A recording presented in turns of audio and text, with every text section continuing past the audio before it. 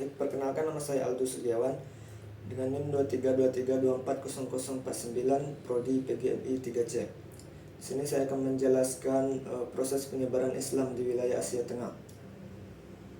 Proses penyebaran Islam di Asia Tengah dimulai pada abad ke-7 Masehi dan dipercepat pada abad ke-8 dan ke-9 Masehi. Islam menyebar melalui jalur perdagangan dan interaksi antara pedagang muslim dan penduduk lokal. Islam pertama kali masuk ke Asia Tengah pada abad ke-1 Hijriah melalui sahabat Hudzaifah bin al-Yamani. Selama masa Khalifah Umar bin Khattab, Islam meluas dari Azerbaijan hingga ke Armenia. Pada masa Khalifah Utsman bin Affan, Islam merambah lagi ke Uzbekistan. Di masa dinasti Umayyah, Islam terus berkembang di Asia Tengah, bahkan sampai ke pulau Azerbaijan, Armenia, Georgia, dan wilayah Kaspia. Kemudian pada era dinasti Abbasiyah, kekuatan Islam semakin kokoh dengan keberadaan dinasti-dinasti kecil di wilayah tersebut. Penyebaran Islam di Asia Tengah mengalami cobaan saat bangsa Mongol datang yang membawa malapetaka bagi peradaban di wilayah tersebut. Meskipun demikian, Islam terus berkembang melalui para sufi dan pengikutnya yang menyebar dari Laut Hitam hingga Cina. Sejak itu, wilayah Asia Tengah tetap menjadi wilayah Islam yang kuat, meskipun menghadapi berbagai cobaan sepanjang sejarahnya. Islam terus berkembang dan menjadi bagian penting dari budaya dan kehidupan masyarakat di wilayah tersebut. Pengaruh Islam terhadap kebudayaan lokal dan dinamika sosial di Asia Tengah. Di Asia Tengah, Islam selalu menjadi salah satu faktor agama dan identitas yang dominan, yang mengatur kehidupan internal dan dalam beberapa hal juga dalam orientasi eksternal di wilayah tersebut, bahkan ketika Asia Tengah di bawah pemerintahan Soviet. Dalam perkembangan dinamika dan peran cendekiawan, muncul fenomena baru berupa pergeseran mental dan gerakan di kalangan terpelajar di Asia pada abad ke-19 di awal abad ke-20. Sekolah-sekolah bergaya Eropa memperkenalkan cara berpikir baru yang mempengaruhi pemikiran Islam di Asia Tengah. Sementara itu, sejumlah cendekiawan mulai khawatir identitas Muslim akan hilang akibat cita-cita Eropa tersebut.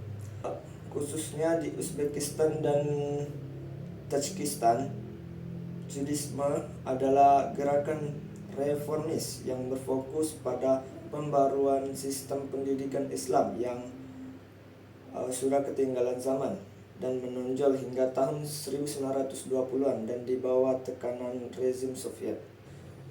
Islam di Asia Tengah tidak hanya diterima sebagai agama tetapi juga diintegrasikan dengan tradisi dan budaya lokal. Pengaruh Sufisme. Wilayah Asia Tengah telah menjadi pusat peradaban dan kebudayaan Islam yang gemilang.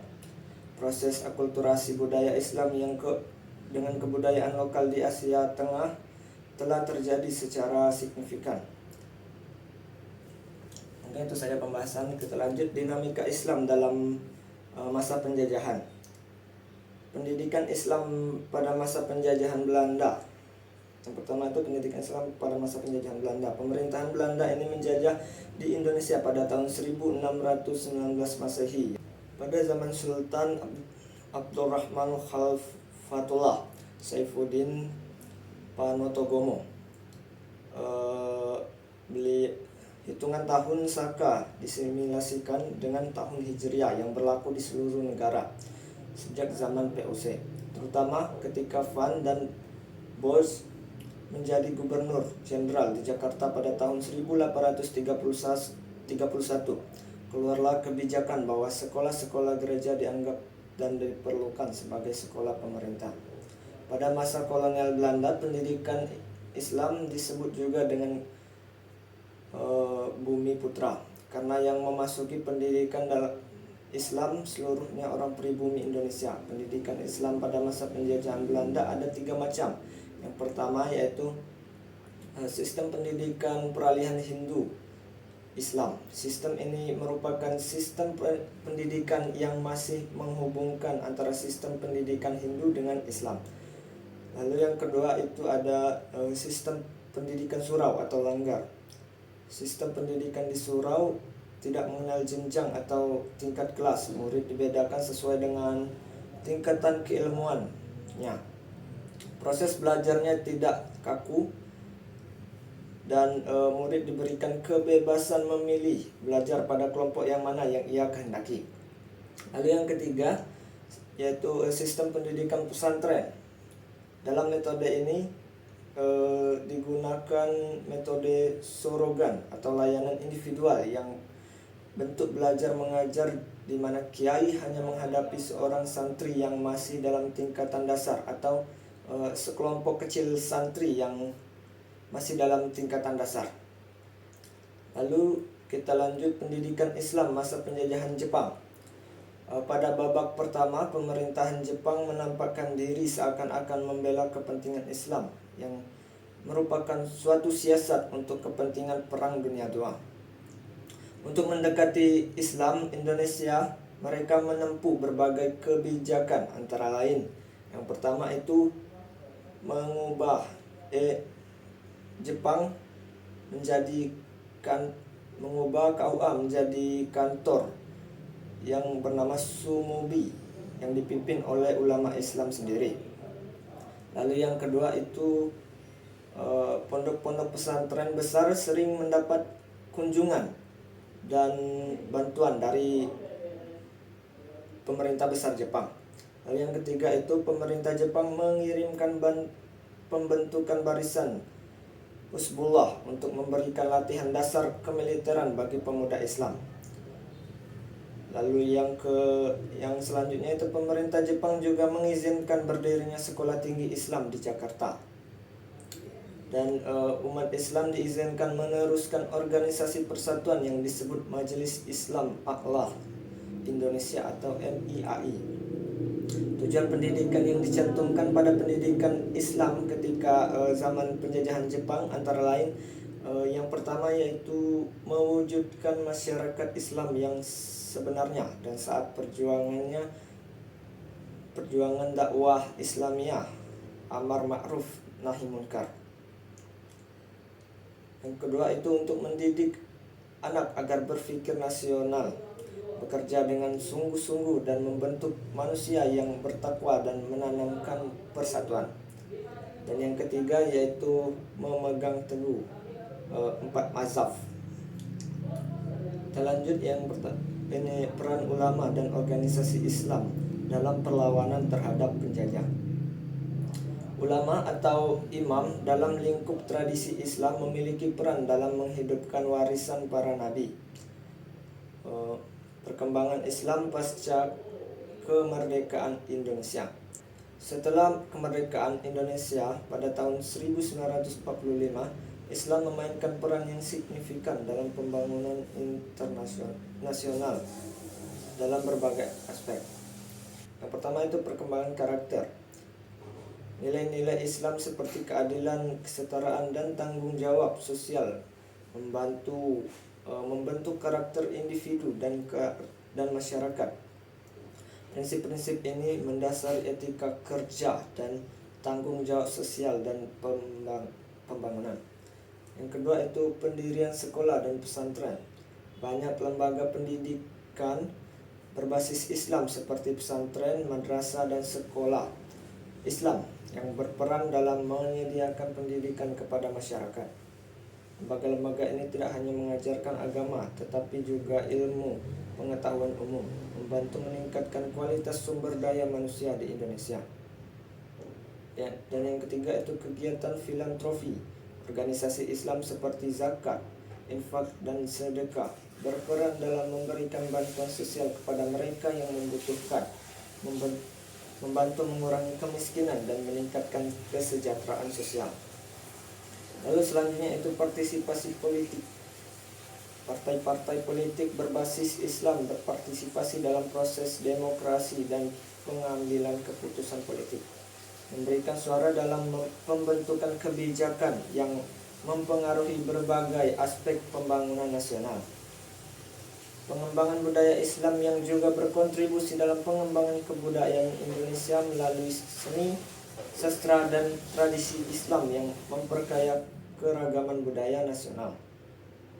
Lalu yang selanjutnya itu ada Islam kontemporer di Indonesia.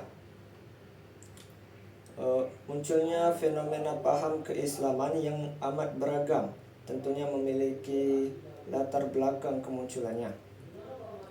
Batasan dan ciri-ciri dari masing-masing gerakan pemikiran Islam yang muncul di Indonesia, antara lain yang pertama itu Islam fundamentalis. Islam fundamentalis adalah gerakan atau paham yang bertumpu pada ajaran mendasar dalam Islam, terutama terkait dengan rukun Islam dan iman. Apabila ditinjau dari segi kebahasaan ini, maka semua aliran atau paham yang menjadikan rukun iman dan Islam sebagai ajaran utama, maka mereka termasuk pada kelompok ini. Lalu yang kedua itu Islam neotradisionalis.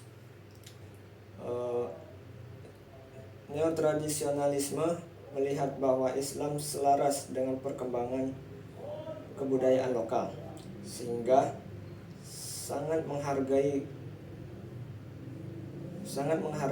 multikulturalisme. Neotradisionalisme cenderung pada kebudayaan lokal di mana Islam berkembang. Lalu yang selanjutnya, yang ketiga itu Islam modernis. Islam modernis yang mempunyai tujuan untuk membawa Islam kepada agama yang berkemajuan. Munculnya gerakan ini juga merupakan respon terhadap berbagai keterbelakangan yang dialami umat Islam dalam bidang ekonomi, pendidikan, kebudayaan, politik, dan lainnya. Yang selanjutnya itu Islam liberal. Gerakan dalam liberal ini tentu saja banyak mendapatkan kritikan di berbagai pihak, terutama bagi mereka yang ingin tetap menjaga ajaran Islam dari pengaruh paham-paham Barat yang cenderung liberal dalam memahami tokoh agama. Pemikiran Islam liberal telah dianggap menodai ajaran Islam karena kitab suci dianggap sebagai produk budaya. Selanjutnya itu sigma radikalisme Islam. Yang dimaksud dengan radikalisme adalah gerakan yang berpandang kolot dan sering menggunakan kekerasan dalam mengajarkan keyakinan mereka. Sementara Islam merupakan agama kedamaian yang mengajarkan sikap berdamai dan mencari perdamaian. Islam tidak pernah membenarkan praktek penggunaan kekerasan dan menyebarkan agama. Kontribusi Islam terhadap peradaban dunia.